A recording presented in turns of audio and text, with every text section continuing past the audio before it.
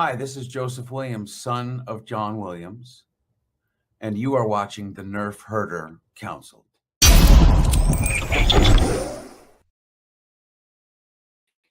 What's up, guys? Welcome to another episode of Herder Council. I'm your host, JT. We are live on our Facebook page and our YouTube channel, as well as our Twitch page and the Facebook page and YouTube channel of the Virtual Cantina Network. We are live at those locations every Wednesday at 8 p.m. Eastern Time. As always, guys, we are brought to you by Audible. Go to audibletrial.com/NHC for 30-day trial and a free audiobook download. If you would like to get some awesome Virtual Cantina Network swag, just go to tpublic.com/user/virtual-cantina. And if you would like to get some kick-ass Nerf Council customizable Nerf Herder Council swag, go to shop.nerfherdercouncil.com. And quick couple of show notes here. I'm a little under the weather tonight, so if I cough a lot or I sound or look like crap, more so than usual, apologize. The views of the Nerf Herder Council do not necessarily reflect those of the Virtual Cantina Network, and there might be some bad language on our show. So if you don't like that kind of shit, it's not the show for you. So without further ado, let me bring on my esteemed co-host, my best buddy, my brother, AJ. How are you, man? Good to see you. Doing great, man. How's it going for you tonight besides being slightly under the weather? It is going okay.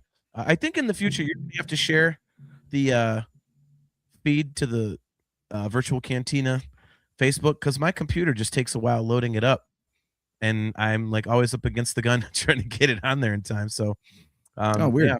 Yeah. So Nick Hall tuning in. Good to see you, man. He says there it is. Dream Theater Girl, our good friend Chastity Crawley says, hey y'all. Great to see you, Chaz. Hopefully the pregnancy is going well. John Phillips tuning in. Great to see you, man. He says hello all. So I have kind of a lot of stuff for tonight's episode. So I figure we'll just jump right into it. So this is going to be kind of cool because you don't have any show prep. I'm basically springing this on you. And this is interesting. Yeah. So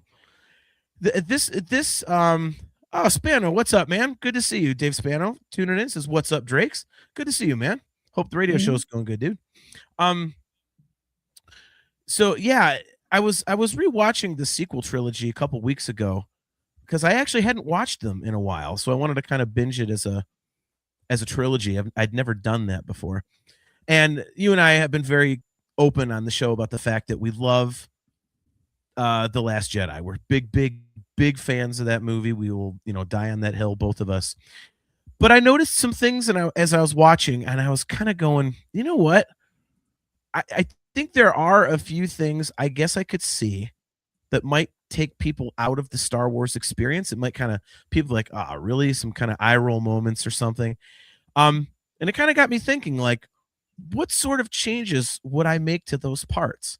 What kind of, what did I kind of notice? So I wrote them down and some ideas as to what to change. And I have 25 items.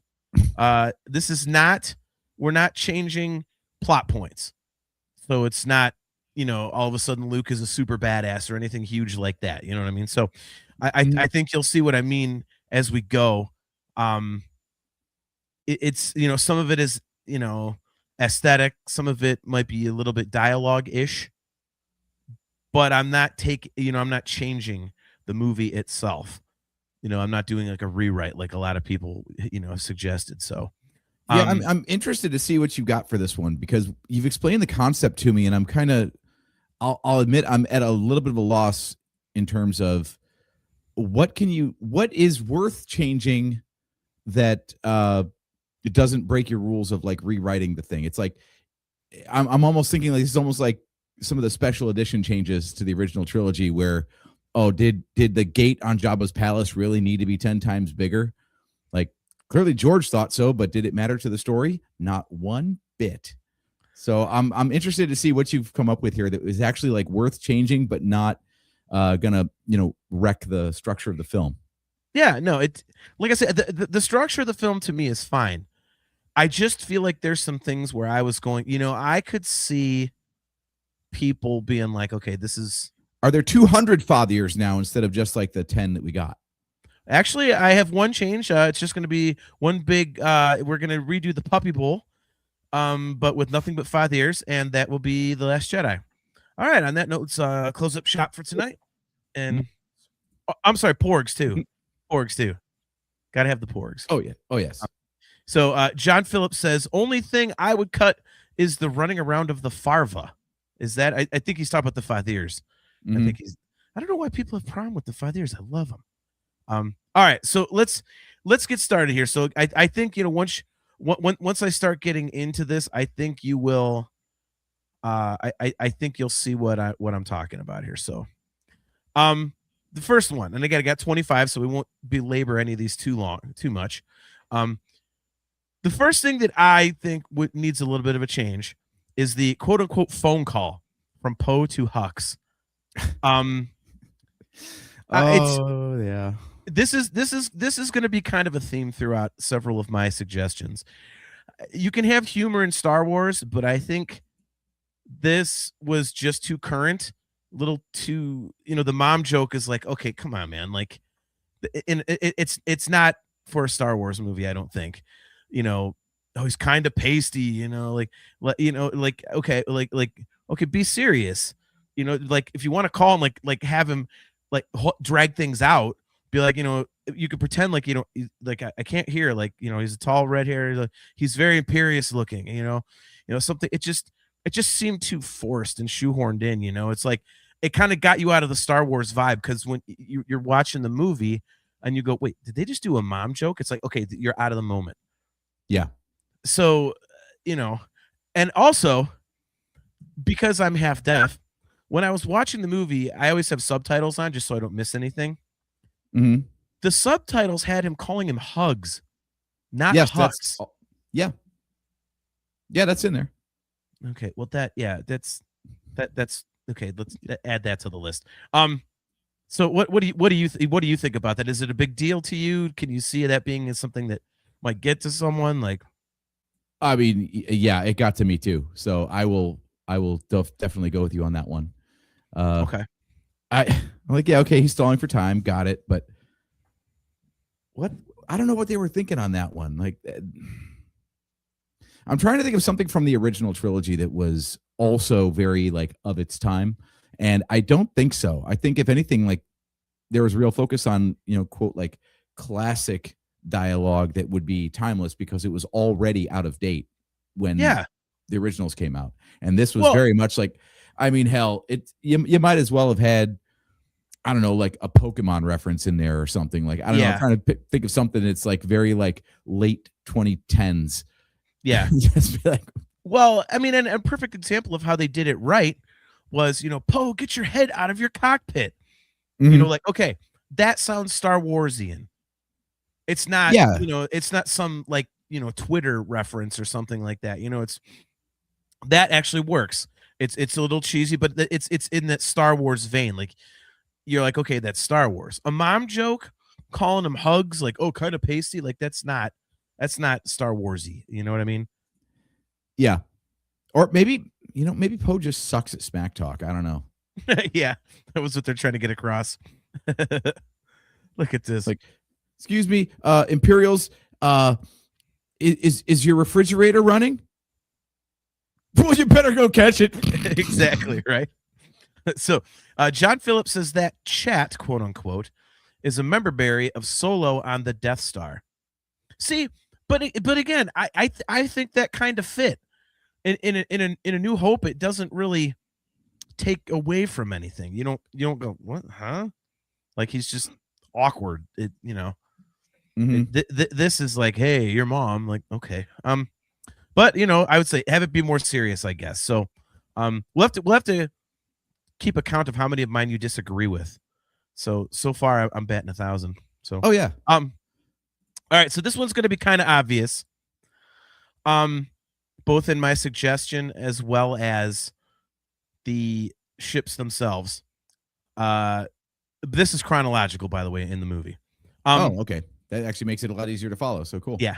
The Resistance bombers. I mean, it's obvious, but make them the hell out of there, right? No, make them fast. I mean, we had TIE bombers before, so I'm okay with I'm okay with having bombers, but it's like you get these dumpy B-wing looking things that are going like a mile an hour against TIE fighters and shit. Of course they're gonna get wiped the fuck out. I mean, what is that? I mean, that was, I was in the theater like, wait a minute, like what? How are these things gonna survive anything? Well, I'm So okay with slow bombers. So I will semi disagree with you on these. Only because I'm a fan of the old 1990s LucasArts like X-Wing and X-Wing versus TIE fighter games. And even up through Battlefront, like when you got ship classes like that, any of the flying games that they put out, the bombers are always the heavies. They're the slow ones. So I'm okay with that, but one, not that slow. okay, yeah, well, Yeah, if we're just going to pick apart the bomber scene, then I do have thoughts. The other problem I have with it is, okay, so every one of the squadron gets wiped out like immediately, like 10, 20 seconds, right? And then the last one survives for like 4 minutes, just getting peppered the whole time. Like, I get that they're trying to up the stakes, and it's like, it's the last one, and we want to amp the tension, but that thing was fucking indestructible. You talk about plot armor. I feel like they could have done that better. Like we get it. Like you could have shown that they were almost there, but they were running out of other bombers to pick off along the way. But instead, it's just like, no, all the bombers are gone but one. But that's the one that absolutely cannot get destroyed. it's amazing. It's almost like you have my notes in front of you. Real quick, I do got a shout out of a good friend of ours. So Kale McLeish tuning in for a quick second. He says, "Hey guys, it's currently 12 p.m. in Victoria over there in Australia, where I'm currently getting ready for the first of 2 Dream Theater shows tonight. Hope everyone is well." I had to shout that out because Kale has been waiting. God, oh my God, it's got to be like 10 years or something to see Dream Theater. And they were booked a couple times, but it got canceled for COVID and other reasons. And he has been waiting forever to see the band. And they're within travel distance of him twice in 3 nights, and he's going tonight. And so super, super happy for Kale, man. So I had to shout him out there. That is super cool. Yeah. So Nick Hall says sluggish but resilient. Hard agree, AJ. See, my thing with the bombers, I understand it, and obviously they're going for the World War II aesthetic. You know, I mean, very clear. Everything is like, you know, it's a little too much realism for me. I was going to say, are we going to talk about that too? Well, and that's going to come up in some other stuff here. But my next point, you know, this is the one bomber hit one spot on the dreadnought, killed the whole thing. Like, how about you have like a couple of the bombers get through and have get some hits in, and then have that last one hit the spot, and that's like that starts the chain reaction kind of thing. Okay, like have it be damaged here and there, but then you just have that last one like get in there and, you know, like do something. I mean, so I completely agree with you. Like that one just lasts forever. You know, it's like, okay, well, you know, so I think it's just when you have something that's that obvious, it kind of takes you out of the viewing experience a little bit. And again, for me, almost all of these, I don't care personally. Let me make that point. I forgot to say this at the outset. Almost all of these, I don't really care, but I can understand why people who just relentlessly crap on this movie might do so, because some of this stuff does take you out of the Star Wars experience.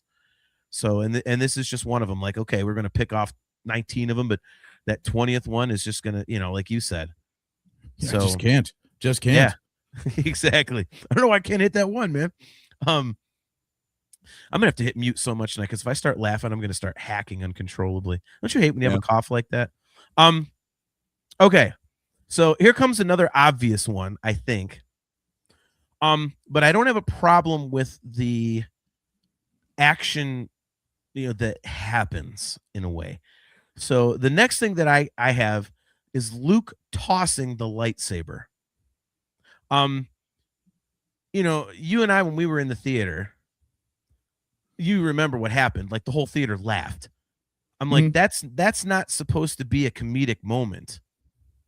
So to me, that didn't land at all. And I have always thought, just kind of look at Rey, look down at you, just kind of sit there and just slowly let it go and just let it drop and then walk away. Like, yeah, no. Instead of like, you know, you know. Yeah. It just, it looked too humorous, man. And it's like and I don't think it was supposed to be a humorous thing unless I missed something, but I don't think that was supposed to be a humor moment. So I would have handled it more dramatically. What do you think about that? Yeah, that's one of those choices where that if you want to get like cinematographic about it or something and be like film nerd, like, yeah, I don't think that's the vibe that that, like you said, it wasn't a time for humor. It was a time for something else. I don't even know. Like, Yeah. does he set it down carefully? Does he like shove it back at her? I don't know. But yeah, for him to just sit there and toss it over, dude, first time I saw that, I thought he chucked it over the cliff. I did too. I was like, oh my God. All that buildup, and he just yeeted that thing right over the edge. I was like, what the hell? Yeah, man. I don't know like what should have been done instead, but not that. Like that was a really perplexing choice. I guess though, between the your mom joke and that, if you really wanted to establish that this is going to be a different kind of movie than the one that came before it, like that's exactly how you do it. Yeah. So it might have, maybe that was the thought, was it was deliberate to just be like, you know what? We're going to make sure that everybody knows that J.J. Abrams did not make this movie. And we're just going hard left. Right. Totally different direction. Dave Spano, LOL, he totally yeeted it. Chastity Crowley says, like Harry Potter and the Elder Wand. Yeet. Right. I love that term. Yeah, see, I just think you can get it across that it's going to be like a different kind of movie without doing something like that. You know, again, like everyone's immediate reaction was to laugh. I'm like, I don't think that was the point. And especially as you go on and see where his character's going in the movie, you're like, okay, that really was not a time for humor. You know, where his character was going, though, is interesting because I guess based on where his character was going, he would just toss it away. Well, yeah, but I don't think like that.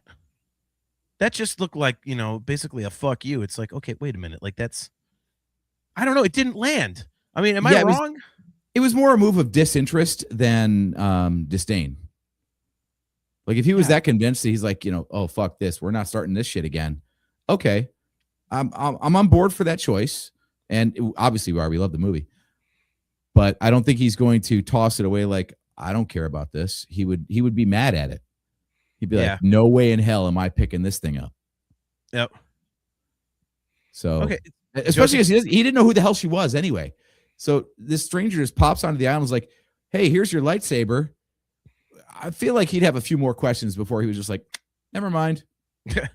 Right. So Joseph Friend tuning in. Great to see you, man. He says, let's compare this film to Empire because that's what everyone does and ask ourselves if The Last Jedi ever felt dangerous until the ending.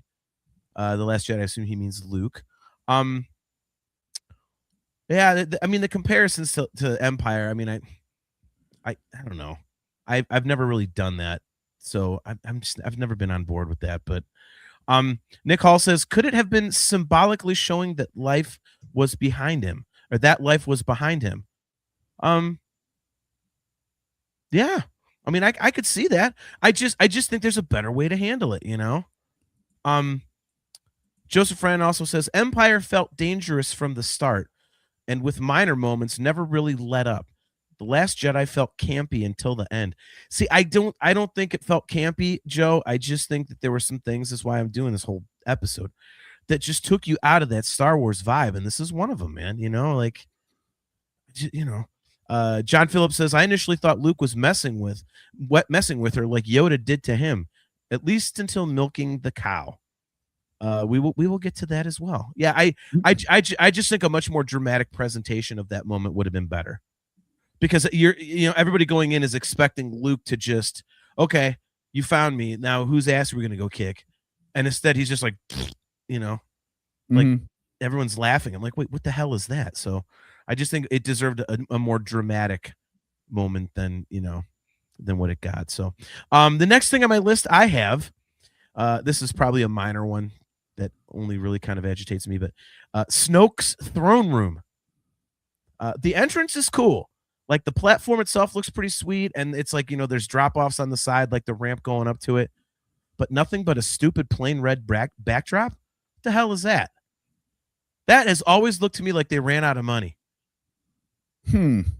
I do not like that at all. It's boring. It's plain. It's like, it's just, it looks unfinished.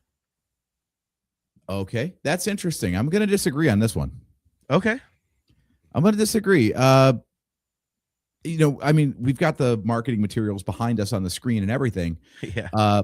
It's pretty clear that they were going for a certain look, and it was a striking thing, especially because this movie, otherwise, like the production design is so detailed and just like gorgeous. Like it feels like, you know, like you're seeing this stuff and it looks like it's real stuff, not like it was made of plastic and then painted to look like metal, you know, that kind of thing. It's more like, no, that's like, you know, metal, that's polished aluminum, whatever. So then for them to have, like, you'd expect, to your point, like you'd expect Snoke's throne room to be like the most overdone thing of it all. So to have just like, nah, man, blood red curtain from floor to ceiling. That's actually a cool contrast, in my opinion.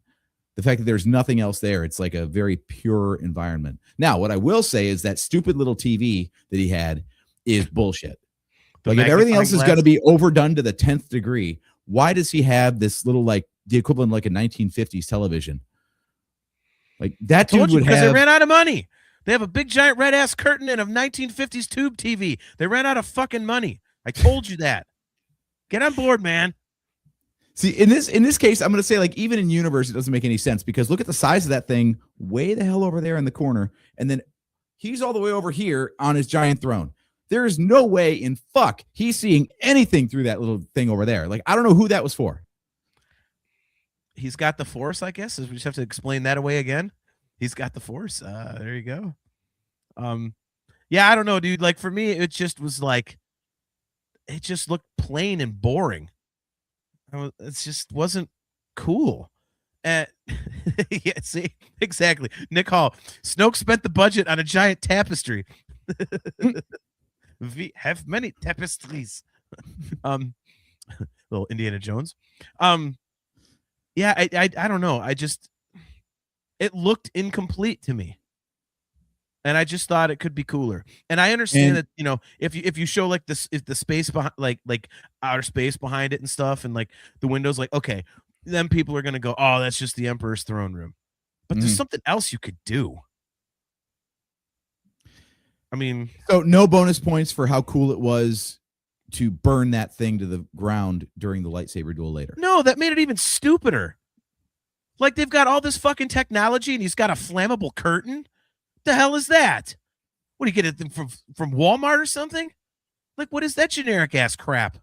That's ridiculous. Look, if there's one, I mean, okay, that's actually after the fact, but Star Wars is a very flammable universe.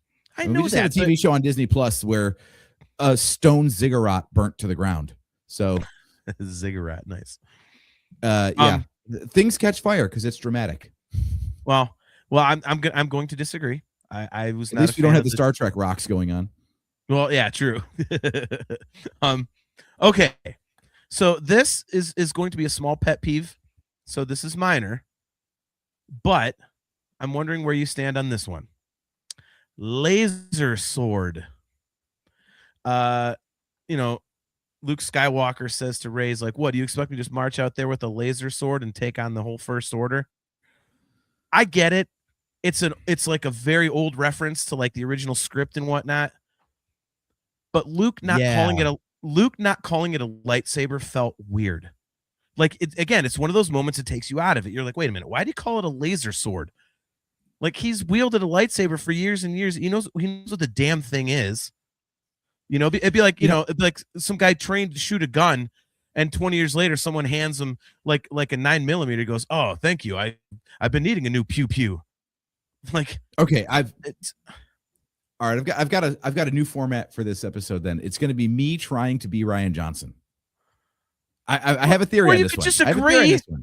Okay, I have a theory on this one because, you know, Luke studied the history of the Jedi. He's like, the legacy of the Jedi is failure. Like he has, like, again, disdain for everything. Like he thought that the Jedi were going to be great because Obi-Wan sold him this whole thing on like the Guardians of Peace and Justice in the Galaxy for 1,000 years and whatever.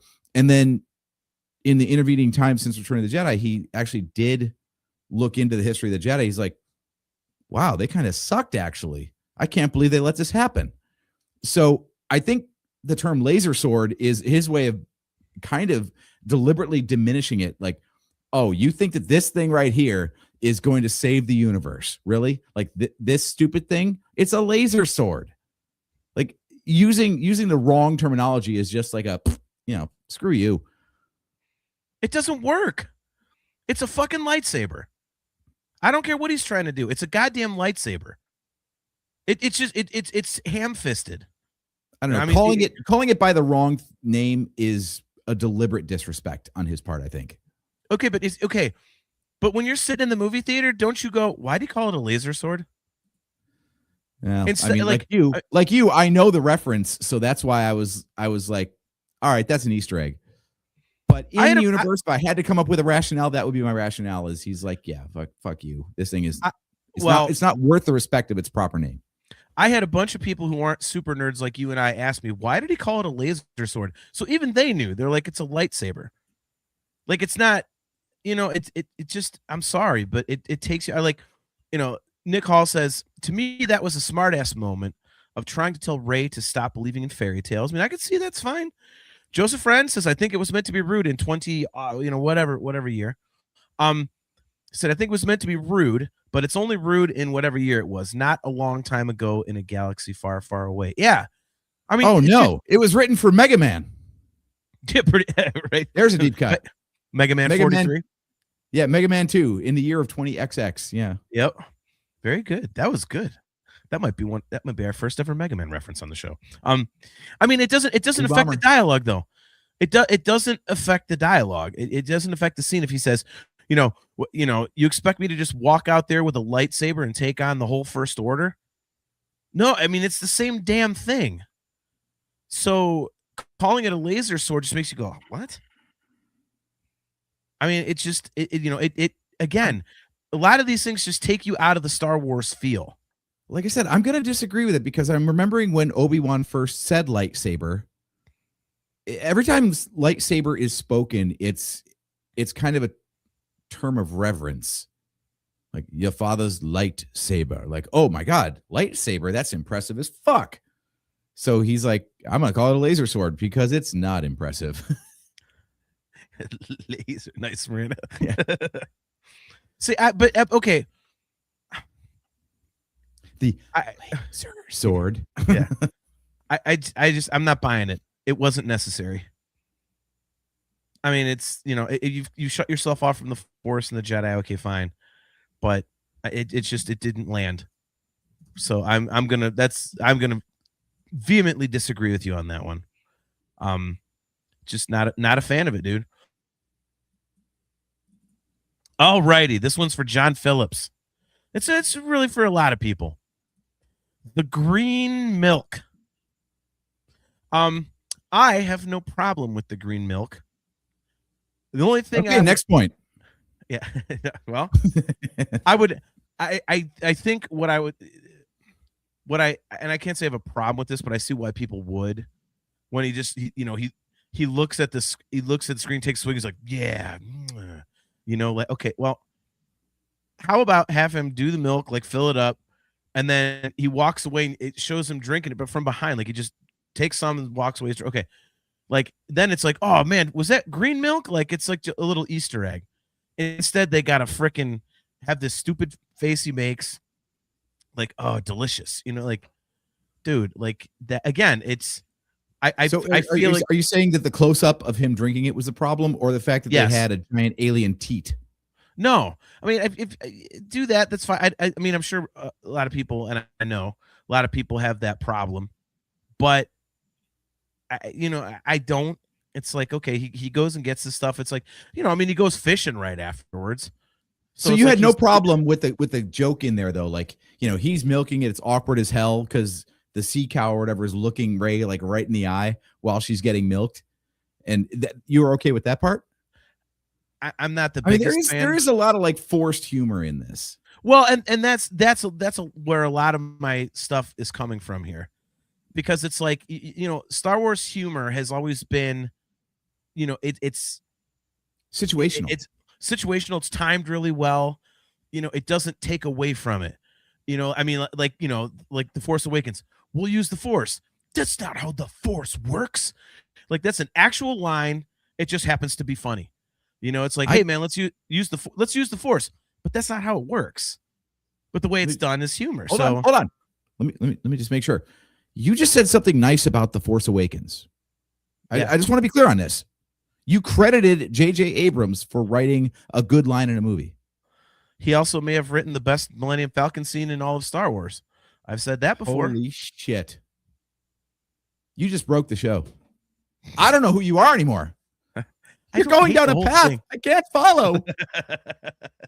I don't hate the movie. It's just my least favorite. That's all, But yeah, I mean, I don't necessarily like the sea cow looking at Rey, but I think it's just when you draw that much attention to it, it's like, okay, like that annoys, Nick Hall. Game's over, buttholes. Pack it up. Nice. Oh my god. Yeah, it's just too. I don't know. You're like, you don't have to show that. If he's gonna get green milk out of a sea cow and walk away, okay, fine. He's got to get nutrition somewhere. He's he goes fishing. He's taking advantage of what nature he has to take advantage of. Mm-hmm. But to do that, delicious, like it's a chocolate milk commercial. Like, what the hell? Yeah. Joseph Wren, hello, fake tea. What'd you do with the real JT? Nice. All right. More humor. My next one, point number 8. John hates jokes. That's the theme of tonight's episode. Oh, shut up. Rian Johnson can't write comedy for shit, man. Well, I mean, he can, but just don't put it in Star Wars where it doesn't belong. The line that is pretty much nowhere. And you're on board too. The portrayal of Luke and where he's gotten to in this movie is amazing. I love that he's like, it's a natural progression based on what he's learned about the Jedi to where, he's shut himself off from the Force. He's kind of curmudgeonly, whatever. And I think just putting a dumb joke in there right at that particular moment, it kind of killed the vibe a little bit. It's like, and I just don't think that Luke needs any humor in this movie, period. It's not a funny situation. I think it takes away from the seriousness and the gravity of what he's experienced and is experiencing. It's like he's supposed to be this big Captain Buzzkill, but he's cracking jokes. Like, what the hell is that? Are we in the? So yeah, the humor is a lot of the humor in this is just, it didn't land for me. So, like I said, it's kind of a recurring theme. But I mean, at that point when he's like, who are you? And she's like, I've seen this place. Then you throw a joke in there. Like, that's not a time for that. That's an extremely serious moment that should have been kept serious. Wow, this is nitpicky as hell, man. It's not I didn't nitpicky. have a problem with it at all. I'm telling you. He gets right back into it. He's like, where are you from, Ray? From nowhere? Like, no one's from nowhere. Jakku? Yeah, that is pretty much nowhere. Why are you here? Like, he goes right back into it. But it again, these I'm watching this and I can see why people that aren't enjoying the movie are rolling their eyes. Like, what the fuck is that? That's what I'm saying. Like, and I love, like I said, we love the movie, but I notice these things taking us out of the experience. I mean, Empire, Joe, as much as I don't compare it to Empire, like Joe was talking about, Empire was serious all the way through pretty much. You didn't get, Luke and Vader at the end and, cuts his hand up. Let me give you a hand, Luke. I am your father. Like, no, it's like a serious big moment. Like, you don't, hey, slip on a banana peel here, pal. Like, you don't do that. It doesn't fit. It just doesn't. Yeah, I think I'm sensing a theme here, but I want to hear the rest of your list. So let's move on. Okay. All right. So this is very minor, but I just think like maybe a little change in dialogue. So this is, you want to talk about nitpicky. This one could be considered nitpicky. I've seen your daily routine. You are not busy. Okay. So I'll just jump right into what I'm getting here is Rian Johnson has a certain way that he writes comedy or dialogue in general, and you're not on board with it. So yeah, I mean, yeah, it's not Star Warsy in that it's not this like timeless sort of dialogue the way you would expect from like a Lawrence Kasdan kind of show or something. But that one, again, I didn't have a problem with it. I was like, yeah, she's throwing a little shade at him. Like, dude, you're telling me you can't possibly help me, but I don't see anything going on here that means you couldn't. Well, and again, to me, it's like maybe there's a better way to phrase it. I'm fine with her saying something to that effect. I just think it was maybe the actual line of dialogue, you know. Like I say, that one I get could be considered nitpicky. Again, this was completely visceral for me. I just went through it. I'm watching the movie, and when something happened, I hit pause and took the note. If something just hit me funky, I was like, okay. And that just kind of did. So, but that is minor. So we can move on to one where if you think this is minor, this might be the last Nerf Herder Council episode ever. And I think pretty much everyone agrees with me on this one. I am, of course, it's the Star Wars fandom. That's not possible. Yeah. Continue. Oh no. I think everyone pretty much, and I will argue with anybody who actually thinks this is a good idea, because Star Wars itself didn't think it was a good idea because it's only been mentioned here and never again that I'm aware of. Space gas or fuel. Oh, we're running out of fuel. Since the fuck when? That is unnecessary. We have never had, oh, we're running out of gas in Star Wars. Why do we need it now? And they never went back to it because it's dumb. Look, and this is one of those things where it's like adding realism. Okay, but it's just not good. I've either got to agree with you or disagree with you wholeheartedly. Let me give you both cases. I agree with you. It's the slowest car chase in movie history. It's not about the chase. It sounds really stupid, right? Like, oh, we ran out of gas. We can't keep moving through space where inertia is a thing. Like, we know how space works. You just got to get moving and then do nothing and you'll keep moving. An object in motion stays in motion. Like, I know it's Star Wars physics, not real world physics. So, okay, if you want to call it stupid on that basis, fine. On the other hand, for the love of Christ, I didn't set this. Was all about coaxium, energy, starship gas, energy. It was gas, energy. They didn't specifically say that it was to, like, if you run out of it. What did they feed into the Millennium Falcon? Power. Coaxium. Power. And what did they have to do with coaxium to make it into gas? Refine it. So basically, they had petroleum and they had to make gasoline. Was the Falcon flying before they got coaxium into it? Yeah, yes. You know why? Because it had coaxium in it already. No, it did not. It doesn't exist. It never existed. Stop it. This is not a show where you're like, I'm going to do a counterpoint. Fuck you. Fine, then I'll do a point then. Counterpoint. I'll do a point. I'll agree with you on this. It friggin' bugs me that apparently now our spaceship engines are just jet engines. Like now, every time we see a ship fire up, we get heat waves rippling off the back and a plume of, something igniting like fire, like it was Top Gun. It's just Top Gun in space now. Every starship apparently has jet engines on it. Yeah, that does bug me. Okay. Yeah, see, look, Joseph. But if you're not bugged by jet engines on your Star Wars ships, then jet engines are run on gas. So you can't really have one without the other. See, Joseph Brown, JT is right. They added it to go faster. Because it was unrefined. They have never had space gas before and haven't since. That is a fact. If you're not going to bitch about it in Solo, you can't bitch about it here. So pick your lane, bro. They didn't.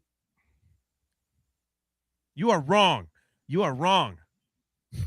You are freaking wrong, man.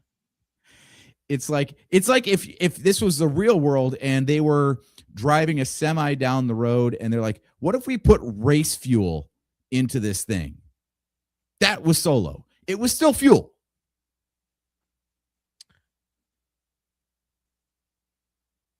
Look, when we were in the theater, we got out of the theater, and you've said this for years. You said, what the hell is with this running out of gas thing? Now, all of a sudden, you're it's the first time it was ever mentioned. You're right. So then what the hell then? And they haven't brought it up since. Solo was all about it. The whole fucking movie was about it. Come on now. It's not gas. It's energy. What's the difference? Because it doesn't.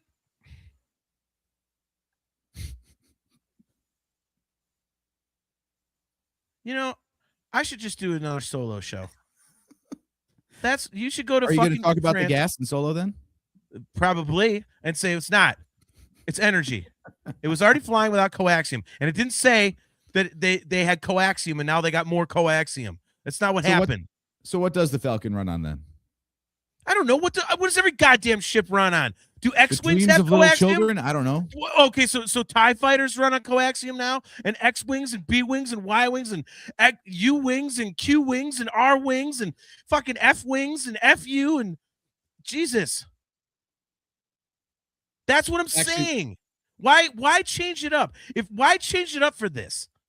Because as soon as that happened, everybody looked at each other and went, since when does a spaceship have gas in Star Wars? You can't start unpacking stuff like that, dude. I'm telling you. But that's what I'm saying. That's the whole point of this, is that's what it made me do. That's what people said. Since when do we have gas in Star Wars? It's not like they got freaking BPs laying around. You know, like, what the hell is that? I mean, dude, it takes you out of it when you're like, what is this shit? And I say in my notes, if you're going to do that thing where they can't get away or they're like disabled, whatever, you know, have their engines get disabled in a battle or something. Find some other way that's actually in Star Wars that makes sense. Not, now we have gas. What the hell is that lazy shit? All right, I'm going to halfway agree with you. That is a stupid way to explain the problem. But the idea that ships run on something, this is what it is, I don't have a problem with that part. Well, everybody else did because it was in this movie, and you claim it's Solo. I will disagree. And then nowhere else. So everybody thought it was stupid. It was actually in A New Hope, but that's okay. Where was coaxium in A New Hope? I don't know. What were they unhooking the hose of to Luke's X-Wing when he was getting ready to assault the Death Star? Oxygen and stuff for life support? No, that was a fuel hose. No, read a book. Quit giving me bullshit, man. Read a book. I don't there know was why always gas in Star Wars. No, there's not. There isn't, and you goddamn well know it. You're just annoyed with me because I'm yelling because I'm sick and I'm hopped up on cough medicine. Yeah, see, look, yeah. Look at this. Chastity. You need oxygen for fire. For the spark that is needed to start a combustion engine, you need oxygen. Planets have protective atmospheres, but is every fuel spot protected enough to keep oxygen? We're getting, man, look at this. Joseph Wren, JT just pitched the next Disney Plus show, a sitcom centered around Star Wars gas stations, like Letterkenny, only in space and a long time ago. I want this. Can we have space, Shorzy? That would be hilarious. Oh my God. Nick Hall says, thank you, AJ. I was racking my brain. Han talked about fueling up to take Ben and Luke to get Leia. There you go. Life support. I'm sticking to it. I'm not giving up on that. Space gas pissed me off. Okay. Okay, here's one. Come on, smartass. Let's see you explain this one away. You ready? Go ahead. Since you just want to basically piss on all my ideas to have like a conversation. You know, we can't have an episode where we agree on everything. You are aware, even though your outlook is, oh, that's not good listening. Bullshit. If we agree on stuff, it's perfectly fine. I am fair and balanced, okay? I am This is absolutely not- CNN in all this. This is not nice. That was awesome. Very good. Okay. Akbar's death. Do something to acknowledge the guy. I didn't even realize that he had died until that the rebel commander lady with the big nose, like the short curly hair. I don't know what I call her. Yeah, I just remember she has a big nose. I always forget her name. Hopefully that's not rude. I don't mean to be rude. It's just, I have a big nose myself. But yeah, until she was like, yeah, Admiral Akbar and all of our leadership on the bridge, they're gone. I'm like, what? They killed off freaking Akbar? Huh? It was this major ass character, and then it's just okay, see ya. Like, what is that? Okay, so you got to do something, don't they? I mean, fair and balanced. I'm not disagreeing with you on every point. This one we absolutely agree on. I do understand why they had to invent Admiral Holdo and then kill Akbar with just an off-screen mention. Let Akbar do that. Exactly. Let him be the hero. What is the point of inventing a new character when you could be like, and then they have to like build the legend of Admiral Holdo. Like, wait, Battle of Chiron Belt Holdo? Like, what the hell's the Battle of Chiron Belt or whatever the hell they call it? Yeah. Like, you could just say Akbar, and then the entire audience would be like, oh yeah, that guy, Return of the Jedi. I remember him. It's a drop. Yeah, yeah, right. You already had an established character that you were going to kill anyway. Let him die in a heroic fashion. Yeah. Problem solved. Or if you're going to kill him off, like have him like he was talking to some other, I think it was another Mon Calamari, if I remember right. But he's talking to somebody in that background when you look, like maybe like have like have him say something, some plot exposition or something as he's talking to this guy. And then in space behind, you see like the missiles come flying in and boom, you're like, oh my God, they just killed Akbar. Like at least okay, holy shit. Instead, he's just way off in the background. And then, it was like Can I add on to your point then? Sure. What the fuck, Leia? She knew. There's a whole scene of her like, I'm prepping. Okay, I'm ready for space. She didn't tell anyone to get the hell out of there at all. Was that your next point? Because if not, it should have been. No, but you did land on my next point, which speaking of things that you and I will battle till the day we die with people who actually support this. Oh. Here we go. Harry Poppins. Carrie fucking Poppins. I do not understand how people think that is any good. You and I have said it on the show many times. When they showed her hand and it flickered, you and I did the slow turn to each other with that look on her face like, seriously? Like, really, that's what they're going to do? All right, so if we're going to be polishing The Last Jedi, then you have to present an alternate. So how would you change it? Otherwise, we're just bitching about things. I'd ever get blown to fucking smithereens because if I can't have Han Solo, then the Princess Leia fans can't have Princess Leia. There, she's dead. Go away. You're gonna have Holdo anyway. Yeah, fair enough. No. My notes say anything but that. I said, I don't know, have her sense that the bombing is going to happen, go somewhere where she still gets injured, but isn't floating through space and just like flying, like do something. You can show her, I don't mind that they show her being powerful with the Force. I don't mind they show her surviving. But this dumb flying through space crap is like, oh my God, what is that? You couldn't come up with anything better? Yeah, no one's ever been blasted out into space and survived. So any way you did it would have been impressive. You didn't have to make it where she was like, I don't even need atmosphere. Like, Yeah. yeah, maybe she could, like, I don't know, make a force bubble around herself and just be drifting and someone has to go get her or something.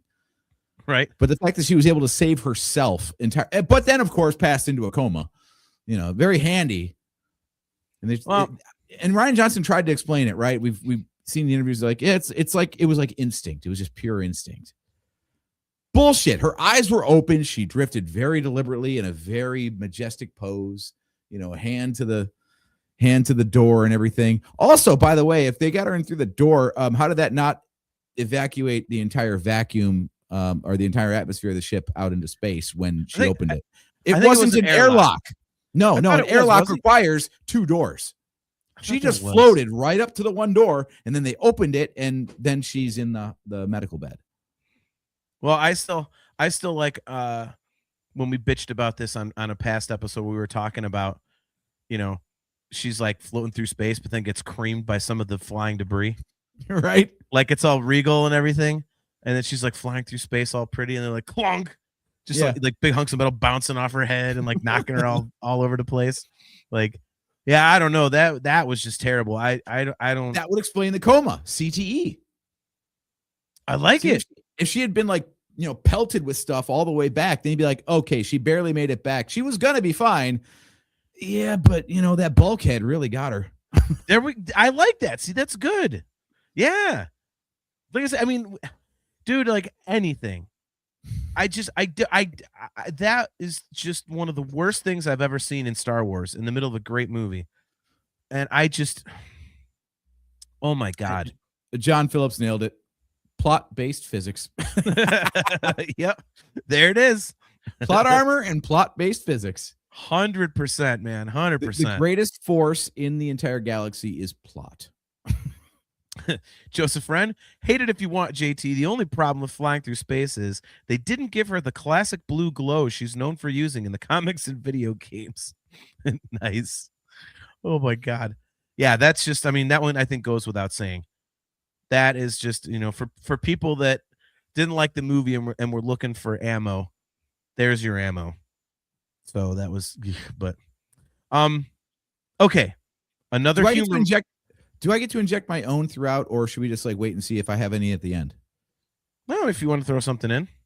Okay, because it kind of ties into Carrie Poppins a little bit. But just in general, I don't understand the wardrobe choices. Carrie Fisher herself said she looked like a gas station attendant in Force Awakens.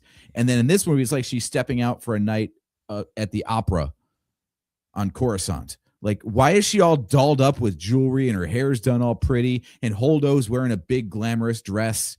And like, these are fucking rebels on the run. And none of this outfit is military or functional. Yeah, like, you're scrambling for your friggin' lives. You're like, hold on. I've got to change my outfit. Like, they should look all disheveled and shitty. They're running for their lives. And you're like, they look like Amidala in episode 1. I never, ever thought about that. They made her look all like dumpy and tactical in Force Awakens. And then I get that she dressed up for, I don't know, reasons at the end of that movie. But she absolutely changed wardrobe in this movie. So while you are running for your lives, you're like, I need my formal wear for this. This is a formal chase. TQ John Godfrey. She's going to Pound Town after her husband died. Right. So I think I have a theory about this. I think I have a theory about this. I now know why you're being such a moron about the space gas. Because you were too goddamn busy looking at the costumes. Well, the stupid space gas is getting explained. You're going, she's wearing a dress and earrings. That is so inappropriate. Well, I was totally taken out of the movie already, so you can't blame me. I honestly, I never noticed that, man. I never noticed it.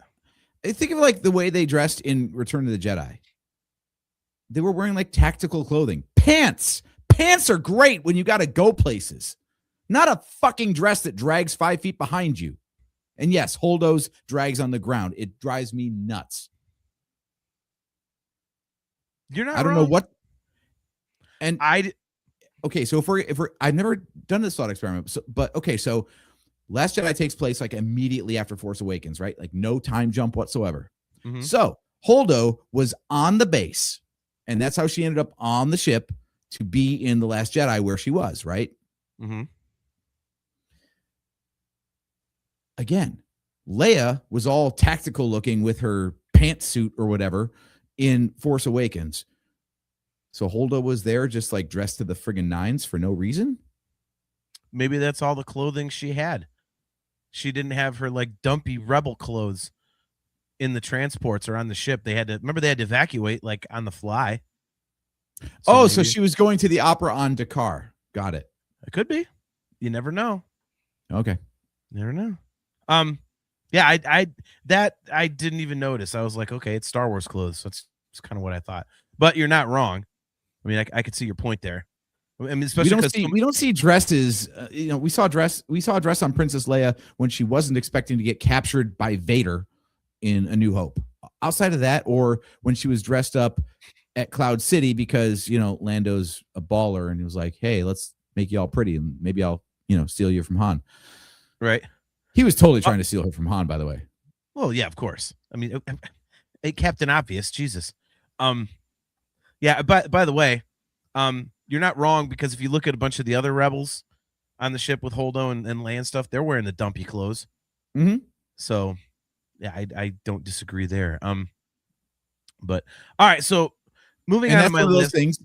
Does that count on your list though? Because it's one of those things where changing the costume wouldn't affect the outcome of the movie, but it would at least reduce the friction of trying to get into the story. I mean, if it does for you, that's fine. It didn't do anything for me. Cool. I mean, and Nick Hall says, Mon Mothma was always dressed in more regal attire. So, it could be that. See, these next couple I think are small.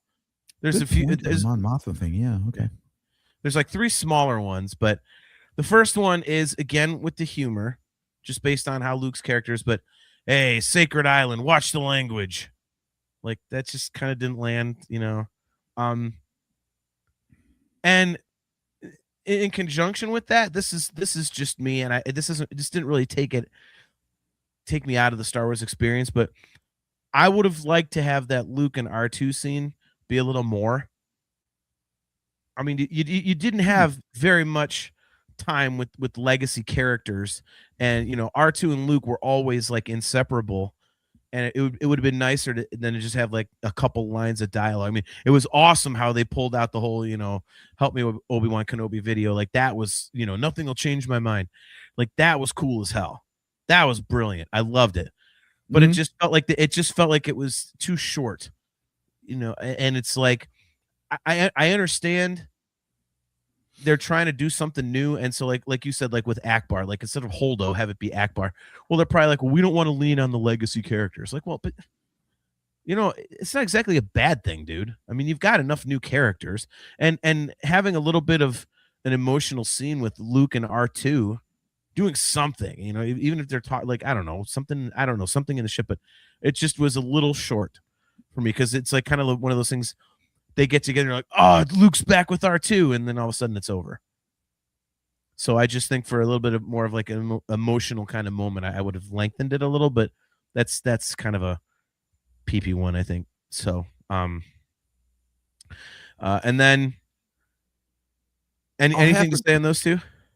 I'll half agree. There's a lot of crap you got to cram into a short run time, so you've got to be, you got to make some brutal decisions sometimes. I wasn't as taken out as you were with that line about, hey, Sacred Island, watch the language. I think because by that point in the movie, I'd kind of adjusted to the tone of the movie. So in isolation, You're like, yeah, that is weird. Like that doesn't sound like something Star Warsy or something Luke Skywalker would say. But the fact that he says that and then goes like, old friend. It's like, all right, you brought me back. Yeah. I'm okay now. Yeah.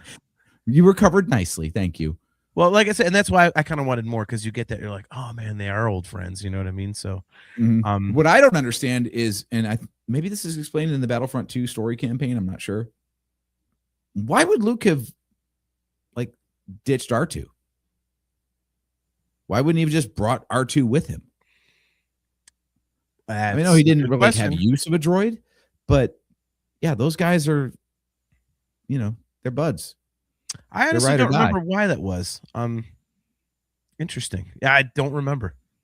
So they may have explained it. I don't remember, to be honest with you. Maybe Luke had a vision through the Force that R2 really needed some time under a sheet. Yeah. Speaking of things I would change, look, this isn't even about Last Jedi. This is about 7 and 9. I don't think J.J. Abrams knows how maps work. Okay. There was a map to Luke Skywalker in episode 7. Maps don't point to people. And then we had the Sith dagger in Rise of Skywalker, which again, unless you're in the exact spot where an exact thing that hasn't happened yet, by the way, because they had to forge the dagger first, then the Death Star crashed. To point to exactly where on the Death Star it was going to find the Wayfinder. That's not how maps work. Oh, okay. I mean, you're not wrong, but those aren't in this movie. I've watched way too many videos this week, and it was just on my mind. Continue. Okay, we'll see. Now you can do an episode about this sort of stuff, and I'll react to your points. Every movie, actually, but yeah. Well, there you go. There you go. And you know what? I'll even do you a solid. I won't come in with the attitude of, well, I'm going to make a counterpoint just to have a counterpoint. No. I'd be like, if I agree with everything you say, I'd be like, hell yeah. Or if I disagree with everything, I'd be like, hell yeah. So, there. All right. So apparently what John wants is a sycophant. No. But you're trying too hard. Because I know a couple of these things you hate too. And you're trying to bring up, well, let me see if I can think like, I have agreed with what I've agreed with, and I've disagreed with the stuff I disagree with. Well, you need to agree with all of it, because I'm right. That's me. Don't cancel me, bro. Don't cancel me. I'm not right. I'm just obviously not right. But if we've proven anything on this show, it's that I'm never right. All right. So the next one, again with the humor. I've got to go with this. Sorry, Red 5 Nord. The line in the movie says it's a map to Luke Skywalker. Yeah. By the way, Red 5 Nord, good to see you. Thanks for tuning in. It's not a map to Achto. It's a map to Luke Skywalker. That's what they're looking for. Dude, that never bugged me. That never. Unless bugged it's like me. Maybe it's like the Marauders map in Harry Potter. It could be. It could. Well, the interesting thing to me, like, one sector over, is the map going to change? Yeah, right. I mean, dude, the one. Okay, the one thing that was interesting to me was like, oh, we're missing this piece to complete the map to get to Luke Skywalker, and it's like, you couldn't just draw a goddamn straight line. Right. So like everywhere he's not. I mean, you look in the part that you don't have. Yeah, it's like okay, it's like, okay, the line stops here, it starts here. We don't have anything in the middle. We got to find that part, because I bet the line does this and this and this and this in the right. part. Like, no, just draw a straight line. Go first Better Off Dead reference. Go that way real fast. If something gets in your way, turn. Yeah, that's all you do, man. They covered this in episode 2. Hey, we got all this gravity and stuff pulling towards a thing, but there's nothing there according to the archives. Yeah. We'll go there anyway. Maybe you'll find something that would actually behave like that. Exactly. Yes. Look at that. Look at the Joe. And if he sees his shadow, he goes back inside his hermit house, and we have to wake the Force up a third time. Right. Jesus. Oh my Punxsutawney God. Luke. Exactly. Yes, exactly. Punxsutawney Luke. Oh my God. Okay, so next point, again with the humor. I didn't think it was appropriate in this spot either. The whole reach out and he smacks her hand with the frond or whatever you want to call it. Like, I right there, it's like, hey man, you're introducing her to the concept of the Force. Let's not. I don't know. Am I wrong in that? I get I'm being kind of curmudgeonly with this whole thing, and again, it's always like the Luke trying to be funny thing. I just didn't think that his character was needed or required or should have had any humor at all. Oh, I am going to 100% back you on this, because Empire Strikes Back, what does he do when he wants to get the X-Wing out of the swamp? Yep. Mm-hmm. Yeah. Yeah. How stupid of her to reach out when you say reach out. Yeah. So yeah, not a. Oh, and then okay. So this next one, actually, this is kind of, in a way, there's like 4 combined ones, I guess, but they're. So the first one is the guy ratting out Finn and Rose for parking on the beach. I'm fine with them doing that, but have him talking in an alien language and put it in subtitles. Instead of making him a hillbilly, like, yep, they parked on the beach over there. I told them not to park there. Like, what is that? Right. Have it be some weird language and put it in subtitles. You're like, because as soon as that happened, I'm like, why did they do that? Like, what the fudge, man? And now, then I know we're talking about like things being too much of the times, but I'm going to say like he might as well have been wearing a Bucky's shirt. For all we know, he was. Yes, very nice reference.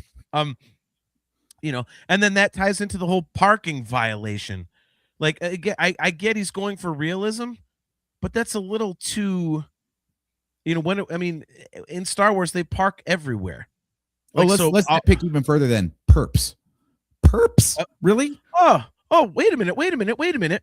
You skipped one, because that is on my list. Just before that, I have them calling them cops.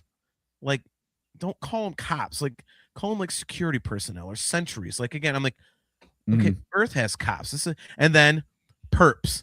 That was my very next one. So I'm glad you said that. Stick with the perps. Like, what are we on, an episode of Cops or some shit? Like stop.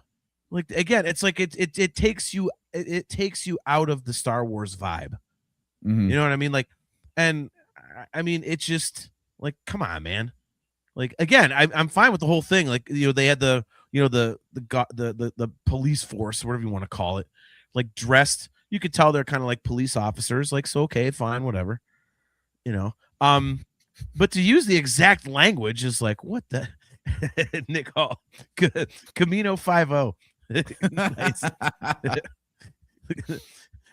Chastity Crawley. Every place needs a hillbilly.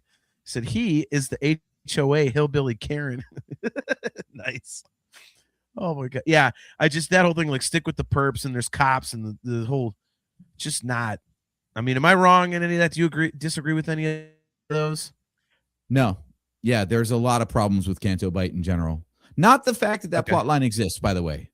Everyone wants to say, like, it didn't amount to anything. Like, that's the whole point. Like, Yoda said, failure is the best teacher. Not in those exact words, but I was totally cool with Canto Bight as a storyline, but a lot of the things they portrayed on Canto Bight were just, come on now. Well, yeah, I mean, I don't have a problem with it per se, because you're trying to find this guy that, like, can help you do all this crazy stuff you need to do. So, okay, like, and you end up finding DJ instead. Fine, but you know, I don't know. I didn't have a problem with it. I mean, it's Star Wars. We've had cantinas before. We've had like seedy underworld type things and all that. Like, I don't have a problem with it. So, all right. So this next one is interesting. I'm wondering where you stand on this one. The dark side cave thing. I don't know if that was the best idea. Only because, like, you know, he's you know, clearly trying to stay away from legacy stuff, but having this like weird dark side cave where weird shit happens that you're like, what the hell is that? I mean, because that's really like the only thing people ever complain about in Empire is, you know, the whole Luke and Vader and whatever, like in the dark side thing on Dagobah. So he brings that back, but makes it even weirder. I'm like, well, like, I mean, if you're gonna do it, make it like not confusing this time. Do something where it's like, okay, you know what he's doing, or why she's, it was just kind of like, wait, what? I'm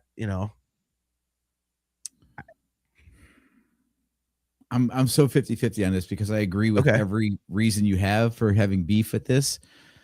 But if we're gonna accept it in Empire, we got to accept it here too. I can see that. And I understand the philosophy, powerful dark, powerful light. Like, yeah. It's like it's the whole balance thing. I understand that completely. If you want to hide, yeah, you've got to have both. Yeah. That's why Yoda picked Dagobah. So I get that. That does actually track. But the vision and everything was definitely strange. Yeah, I was never sure, like. So she fell into a hairy, wet hole, and then got like ejected. Before I get too gross about it. No, yeah. Well, no, I mean, it's like, I guess it's like everything comes back to her. It's like it starts and ends with her, I guess, is the, like she snaps her fingers and it goes around and comes back and all that kind of stuff. And, she wants to see her parents, but it's, a vision of her. It's like, what the hell? Like I said, I don't mind the concept. It's just, make something that's not confusing, I suppose, is, I don't know. All right, so I have 5 left. And I actually don't have, in fact, I won't tell you where I stop because it'll be that'll probably be a topic of conversation in and of itself. So the next one I have is using the word page turners when Yoda is talking to Luke. Page turners, they were not. It's a little too modern, I think, kind of like the mom joke. I think that's a very minor one. Travis Mitchell tuning in, by the way. Good to see you, man. He says, how's it going, guys? Good to see you, Travis. Yeah, for some reason when he says page turners, I'm like, that's a little too literal. I mean, it's fine. It says read them, have you? And okay, yeah, you didn't read them. But I mean, did that do anything? Did that get you like saying page turners? Again, this is one of my nitpicky ones. I'll fully admit that. I'm going to call nitpicky on this one. It's not a way that we've heard Yoda speak before, but it wasn't as bad as the your mom joke. I feel like that's the litmus test. Is it above or below the your mom joke? Yeah, I don't know. Boring they were. I mean, Yoda talking smack about ancient Jedi, anything is already going to be a little bit tough. So, yeah, I mean, if he does, I get it. But, I mean, even that's kind of interesting because if he's like saying, yeah, we don't need those dumb old books, like, let's move past this stuff. Then he immediately is like, lost Ben we have, lose Rey we must not. So he's still doing the same damn thing. We need a Jedi. We got to have a Jedi to go kick some ass. Like, well, isn't that the whole problem? Like, but I mean, that's a whole nother thing. That one didn't necessarily bother me because, it's not wrong, but, and it may come back later, to be like, yeah, here's why we need her type of a thing. But, yeah, I get that's a little nitpicky. And just for me, I'm like page turners like that. But, so this one also, this is more of a question because for me, it looked a little weird and I can understand why they did it. I just don't know if it's necessary. This falls in with the whole too much realism thing, I guess. I don't know where I stand on this. Arcing laser blasts. Like when, the First Order shooting at the main cruiser and stuff, and it's like the blasts are arcing through space. It's not just like a straight shot. I looked at him like, what? I never noticed that.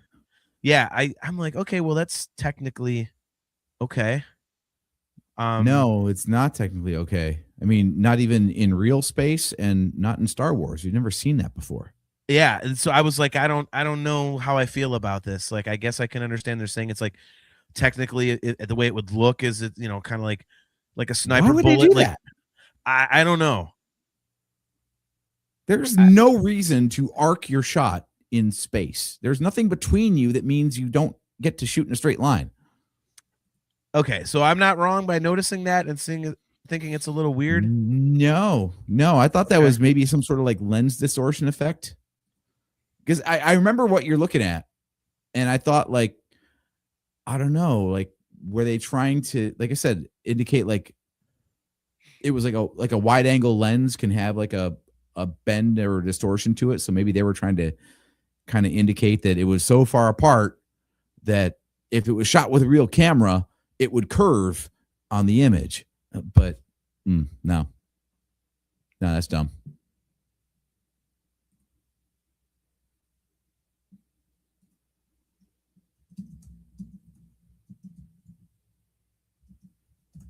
Unmuting my mic would be good. Apparently, I hit them. Yeah, I was gonna say what. Yeah, sorry. Yeah, no, I mean, like it didn't. It wasn't one of those. Okay, well, this is pissing me off things. It was just kind of like, I mean, I'm trying to think of the spatial physics, and it's like I don't think that works, but minor. So okay, so I'm not weird for noticing that. Okay, the next one, I'm gonna bring it up a second time. The red damn walls in Snoke's throne room. It made the fight scene look like a choreographed time. Dude, well, because you know why that fight scene looked like a choreographed dance scene because of that. You've got this slick black floor. Shut up. Just shut up. Just shut up. It might be the best lightsaber fight in Star Wars, and it's not even lightsaber to lightsaber. That is a gorgeous fucking fight. It goes up against episode 3 in my book. You will not talk shit about it. Oh, I can. So their armor is supposed like did you notice the guy with like, the lightsaber resistant weapon that was dragging it across his armor and not cutting? That means their armor is lightsaber resistant, yet all of them died by getting chopped up by a lightsaber. No, just those parts were lightsaber resistant, not all of them. Yeah, well, okay, there we go. See? Sure. Mm-hmm. I'll go back to Mega Man. You can die on spikes instantly, so why isn't every level just spikes? I mean, you're wrong. I mean, it's not the best lightsaber battle, but I mean, it's like fucking gorgeous. It's by far the best of the sequel trilogy. That's my hot take. People love the forest fight in episode 7, but I mean, I could see that. And honestly, all joking aside, like I'd have to sit down and really think about like the best lightsaber battles. I always lean towards Luke and Vader at the end of Return of the Jedi. It's interesting because that one is very story driven, but it's not, physically the best. Yeah, no, I agree. I mean, it does look. I mean, the lightsaber battle here does look awesome, but it's just like it. In the Pantheon, we got Darth Maul, Qui-Gon, and Obi-Wan. That might be goated. If not, then it's Anakin and Obi-Wan in episode 3. But in terms of sequels, I think this is the top one. Yeah, Anakin and Obi-Wan in episode 3 is pretty awesome. Do you put it over Duel of the Fates, though? Oh, God, that's a tough one. Yeah, see? Now we're really off track. That's a tough one. Anyway, this fight was beautiful. Just beautiful. Okay. I'm not disagreeing that. I disagreeing with that. I'm saying that the stupid red walls made it look like ballet. It would have been cooler with a more rough look in the background. I was not a fan of, like, again, I don't like that plain red wall. I don't. It just completely takes me out of the space vibe for a quick second. It's nothing huge. It just, again, it looked like it was unfinished. Hey, they can do red worse. Look at episode 9. Wait a minute. Where? The Final Order. Oh, yeah. You mean the NWO Wolfpack? Exactly. Like, oh, we look like Death Star gunners, but our helmets are red now. What? Yeah. Well, that's a whole nother episode, I suppose. But all right, so I've got 2 more. All right. This to me falls under the heading of trying too hard to shoehorn something new in, which unfortunately I think happens kind of on the regular in the sequel trilogy. This is not huge, I don't think. But I mean, it looks cool. But I was just kind of like, what's the point? The First Order executioners, basically with like a laser axe. So we're going to behead people with a laser axe. I was like, okay, but you got blasters. She's like, let's make this hurt. Like, you're just going to chop their head off. Hurt. It's going to be it's more of a laser coping saw, but yeah, exactly. Point, you know? I mean, it's going to hurt if that thing doesn't really cut and they're basically hacking at them. Like, that's, like, let's make this hurt. Like, no, that's instant death. That doesn't hurt. Yeah, exactly. Like, I mean, yeah, like torture them or something. Like, if you want to make it hurt, like, good Lord, like waterboard them or something. I don't know. Like, son of a bitch. Like, but yeah, you got lasers. Maybe like, Goldfinger them. Yeah, exactly. Exactly. Start from the bottom and cut up. Yes, exactly. Or Terrifier. I was just about to say Terrifier. Thank you. Yeah, I mean, it's I not, don't think we get past Lucasfilm though. No. Just a guess. Yeah.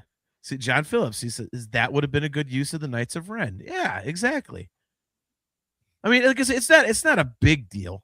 But again, every once in a while, it just kind of felt like, hey, we have to do new shit. Well, no, you really don't. Like, you could just have them, like, you just smoke them. Like, okay, boom, you shot them. The firing squad. Like, I mean, am I being too nitpicky on that one too? Because I mean, it is kind of cool, but I mean, it's also kind of pointless. I'm with you on that. Like, I can't think of a reason why they would take the time to be like, hold on, we've got them, right? All right, keep them here. We're gonna go call these guys. They're gonna come over with a different weapon. It's gonna be wicked awesome. Don't worry. Yeah, it's cool. Exactly. Yeah, I don't know. I was not a fan, but I mean, it's not a big deal. Like I say, some of these are minor, some of these are okay. So I think we've got a theme here. We have a legit theme. Here's what I'm hearing, and we've said this before on the show. Episode 8, great movie, right? Mm-hmm. Kind of plays by its own rules. Like, it doesn't play nice in the sandbox. It doesn't work well as a bridge movie from 7 to 9. Like, I still don't know what 9 ever could have been based on where 8 left off. Like, it was a very head-scratching thing. Like, wait a minute. So the entire galaxy is run by this group. We've got 20 people on this ship, though. 20 people going to take over the galaxy. Come on. I mean, the ending made sense. Like, they send out the distress signal and the whole damn galaxy's like, all right, we got to fight this. Like, again, a whole nother episode, but I mean, so I get it. Wait, episode 8 ended with nobody responding. Yeah, but these things, like, I mean,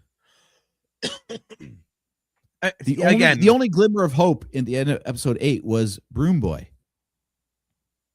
And that cool. All right, you want to leave it off with like, hey, there's always going to be people fighting back because you can't kill the Force. So crack down all you want. There's still going to be people that don't like you and have the Force, which means Jedi or not, you will always have opposition. But as far as like, okay, we left, like when the rebellion limped away at the end of episode 5, like there were enough ships there. You're like, okay, they're a credible threat. They could rebuild from here. But it's like, hate to say it, but like Star Trek 4, you got George and Gracie, you got a pair of humpback whales, and we're going to repopulate the entire humpback whale species on 2 whales. It's the same thing. Like, there are not enough people on board the Millennium Falcon to raise any credible threat in any amount of time to make episode 9 happen. Just not possible. Well, again, a topic for another episode, because you're not wrong, but it's also I think that movie will forever be the ultimate cinematic what if for nerds like us, because it's like, okay, what was it supposed to be before Carrie Fisher passed? True. Like But it this was, this you know, movie still, though, the theme is that Ryan Johnson made a Ryan Johnson movie, and while it was interesting and we like it, it didn't play well off of 7, and it sure as hell didn't really leave enough for an easy setup for 9. yeah. Well, and it doesn't help that basically, you know, as we've said, like, you know, Ryan Johnson kind of undid things that J.J. Abrams did, and then J.J. Abrams, when he got back in the director's chair for 9, was like, "Oh yeah, well fuck you too. Now I'm going to undo what you undid." I mean, and unfortunately, you know, those things were obvious. You know, when the Kylo Ren in this one, he shatters the helmet. You know, let old things die. You know, and then all of a sudden, like J.J. Abrams comes back, he's like, "Nope, we're gluing the helmet back together. Nope, here's the Knights of Ren. Nope, you know, a lightsaber deserves more respect than that." You know, like it was very clear pissing contest. Yeah, all the things you brought up tonight are all points that are based around it doesn't work for Star Wars. You're not like these things don't work. You're like, but it's the 8th movie of 9. But they're not plot points. That's what I'm saying. You got to stick to it a little bit, right? Yeah, yeah. you can't have characters say different things. You can't change dialogue to be like weird and modern instead of like timeless like the rest of the 7 before that and all that kind of stuff. I would love to know 2 things if I could ask Ryan Johnson. 1, did you know the next movie was going to be the last one?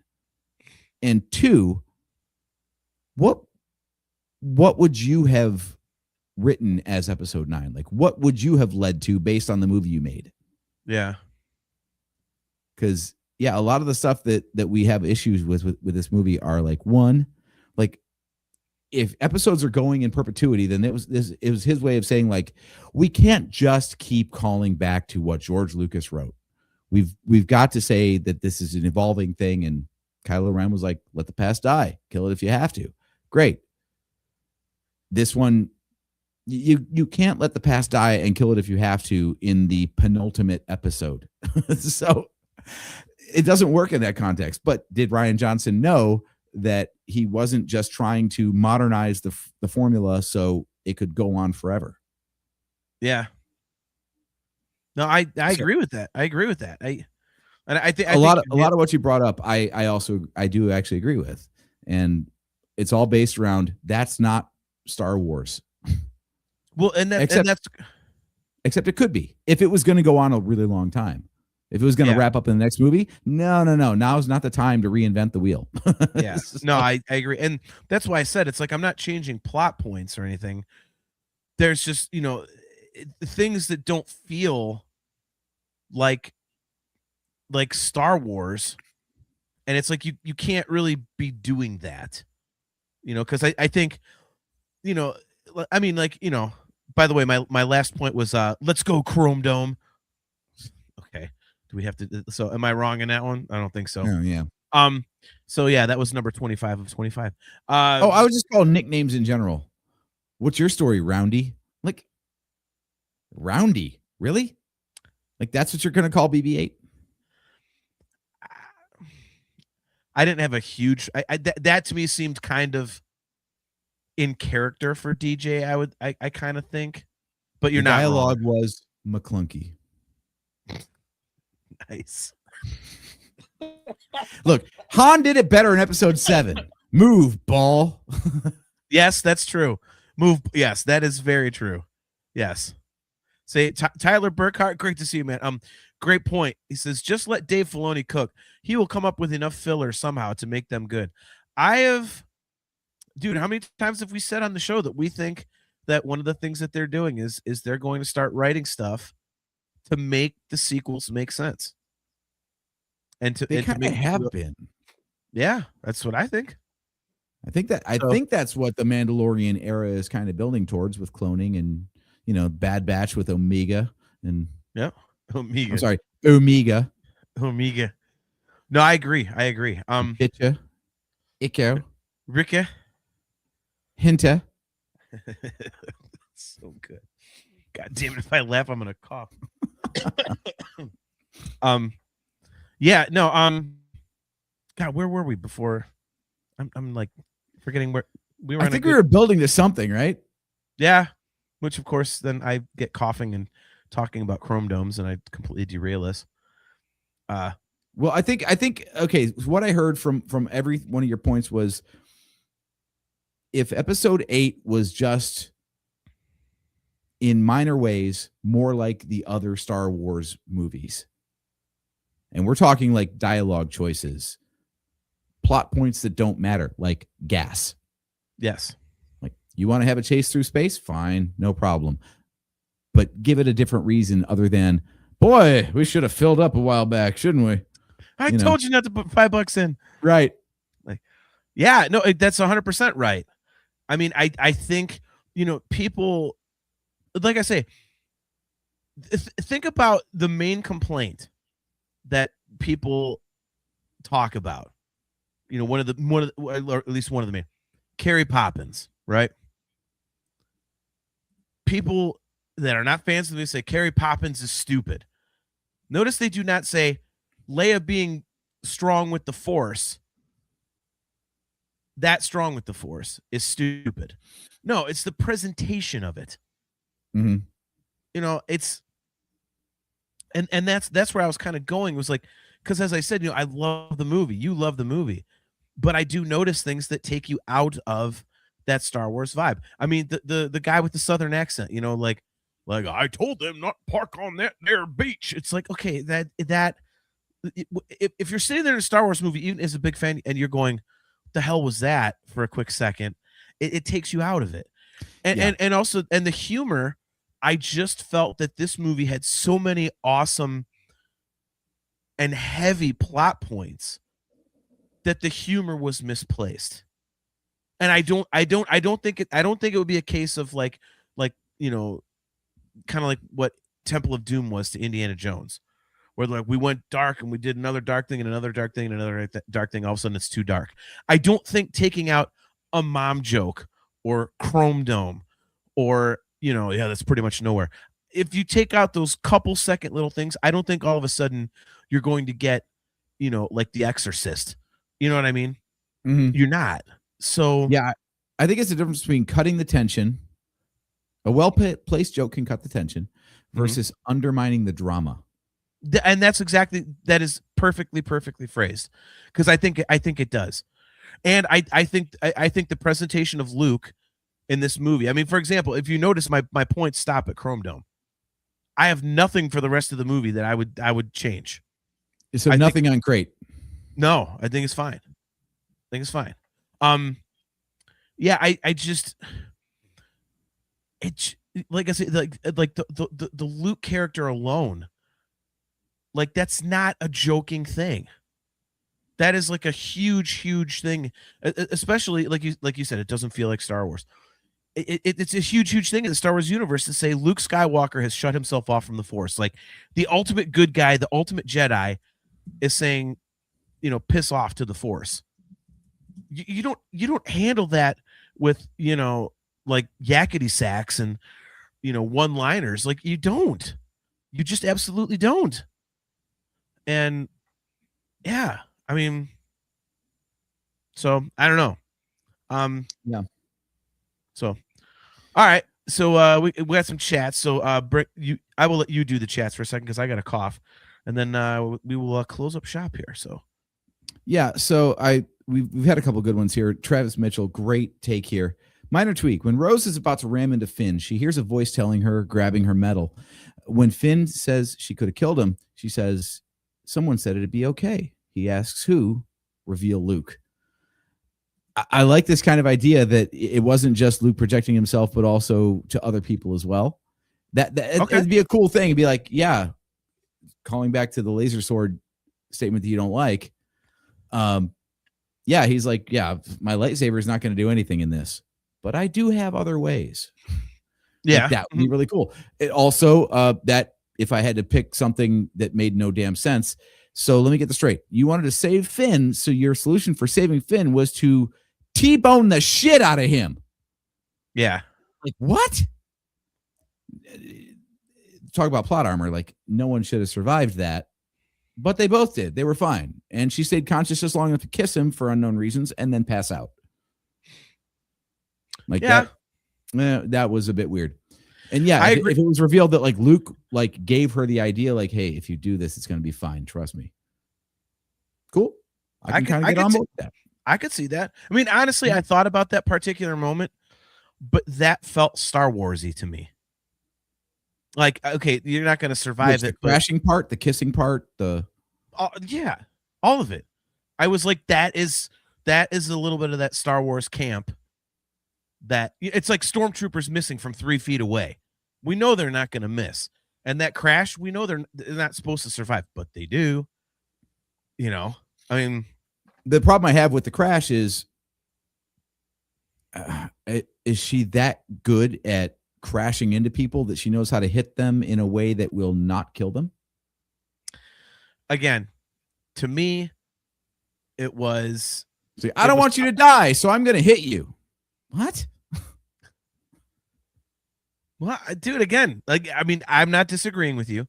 I'm just saying for the purposes of also, he still would have died because if you're going to intercept a suicide run that is going to save everybody else, then they're still over there with the big fucking gun that you prevented from being blown up, which means everyone else is going to die. It was a terrible plan. It was just terrible. Good thing Luke was there. Look at Tyler Burkhart. Watch out, everyone else. I turn now. Yes. Yes. What it say about making me laugh? All right. So another Tyler comment. Characters all had so much potential. It almost felt they were like, we can't have all these people be like this, Ryan. Be this liked. Make them suck. Oh, be this liked, Ryan. Yeah, make them suck. I got to push back on that one. I don't think the characters sucked. Yeah. I don't think Rian Johnson's mission was to take the sequel trilogy characters and make them terrible. Yeah. I just think it's like, again, some non-Star Wars-y feeling stuff. Mm-hmm. But I could see what you're saying, Tyler, because I know a lot of people like, there's obviously that friggin' backlash on Rose for some stupid reason. Just her introduction was stupid. If I had my own list of nitpicks, again, she shocks Finn because he was trying to leave. I'm sorry. Is everyone prisoners? Like, if you want to bail, you're allowed to bail, as far as I know. Oh, no, she's like, I lost my sister, so, everyone's going to act like a hero or else. So, Well, yeah, that's not exactly voluntary then, is it? Yeah. So, all right. Well, why don't we bail out, man? I'm about to have a major coughing fit here. So before I do that on air, and let's jump out. But thank you guys for tuning in to another episode of the Nerf Herder Council. Let me see what is our next show date? It would be the 25th. So yeah, it would be Wednesday the 25th at 8 p.m.